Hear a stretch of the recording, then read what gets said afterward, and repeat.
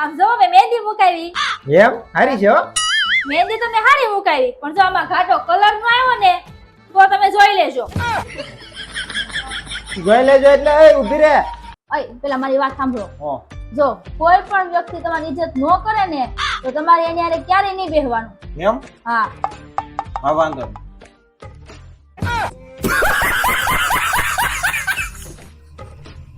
હાલો શું કરો?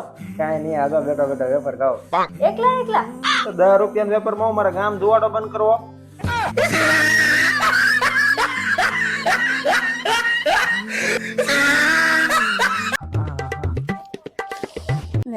કેમ શું થયું તમને? કપાળે કેમ હાથ રાખ્યો? ઓલી નારિયેળી તને દેખાય છે? હા મને દેખાય છે. ઈ મન નો દેખાણી.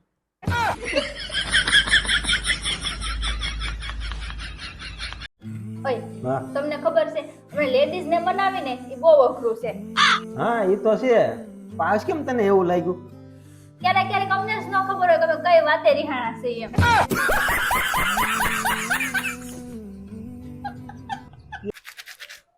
ઓય તમે લગન પેલા કેમ ચોખવટ ન કરી?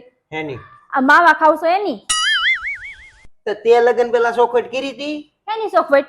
આ મગજ ખાશો એની.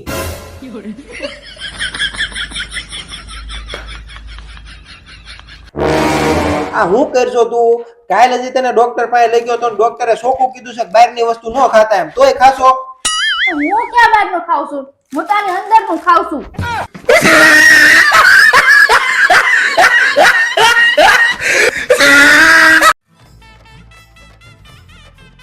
પપ્પા આ કહેવતનો અર્થ શું થાય? કઈ પોતાના જ પગ ઉપર કુવાડી મારવી. તાર મમ્મીને પિયર જતા રોકવી.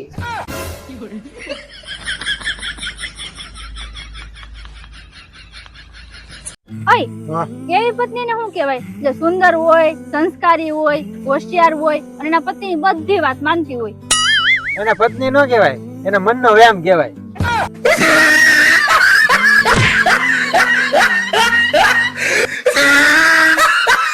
કાઈ નહીં, જે થયું ભૂલી જાવ ને. હવે તમે છે ને નવેસરથી બધી શરૂઆત કરો. જૂનું તમે આ બધું ભૂલી જાવ હવે. હું તો ભૂલવા તૈયાર જ છું, પણ જેની પાસે લીધા ઈ નથી ભૂલતા ને.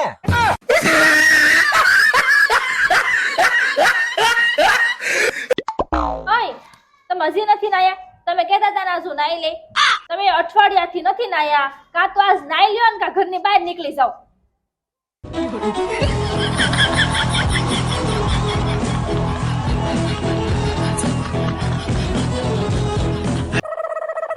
ઓય આ બાજુવાળા ભાઈ એની પત્નીને રોજ ફરવા લઈ જાય, તમે કોઈ દી પૂછું?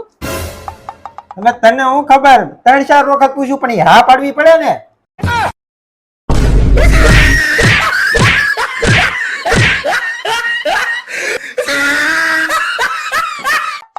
ઓય તમે દર વખતે મારે પહેરવાનું સંભળાવો છો. તમારે જે કેવું હોય ને ડાયરેક્ટ મને કહી દેવાનું. મારે પહેરવાનું વચ્ચે નહીં લાવવાના તમારે.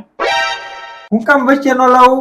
ટીવી બગડે ને તો ટીવી ને કહેવા નો બેહાય, સાંભળવું તો કંપની વાળાને જ પડે.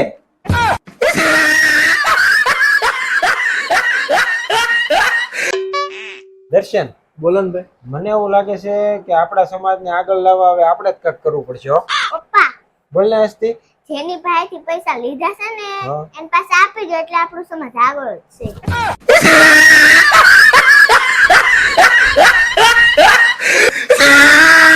દીદી જમવા હું બનાવ્યું લાય ફટાફટ. પછી કાંઈ નથી બનાવ્યું. કેમ? હું કેમ? ખીચડી મૂકી હતી. ખીચડી સડી નહીં ને એ પેલા તો ગેસનો બાટલો પૂરો થઈ ગયો. પણ તારે ઘડી ખીચડી હારે વાતો કરી લેવાય ને. તો શું થાય? હું થાય? તારી હારે વાતો કરવાથી મારું માથું સડી જાય છે, ખીચડી નો સડે? ઓય હા તમારી લાંબી ઉંમર હાટુ ઉપરવાસ વ્રત રહેવાની છે. એમ? તો હું કહું છું તું કરવા શોધ કરતા છે ને મૌન વ્રત રાખી લે. મારા 15-20 વર્ષ આમણો વધારે જીવી છે.